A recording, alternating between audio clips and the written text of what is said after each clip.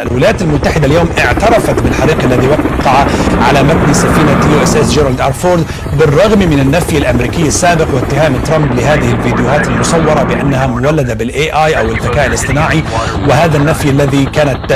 دائما تقوله الولايات المتحدة بالإضافة إلى نفي استهداف طائراتها، إلا أنها اليوم تعترف بإسقاط 12 طائرة بالإضافة إلى الحريق الذي يتطلب أسبوعا أو أكثر واستمر ل30 ساعة مشتعلا على متن السفينة. وبالتالي هذا يضع الولايات المتحدة في مأزق حقيقي أمام القدرات الإيرانية التي اعترف ترامب أيضا في وقت سابق أنه لم يكن يتوقع أن تكون بهذا الحجم. وبالرغم من ما تصف الولايات المتحدة بالإنجاز من مقتل لاريجاني وسليماني، إلا أنها الآن في موقف حرج بسبب هذه الأضرار التي تقع على مستوى الكوادر العسكرية الأمريكية أو حتى في الموقف السياسي المتعلق بمضيق هرمز وعدم موافقة الحلفاء على المشاركة في الدفاع عنه.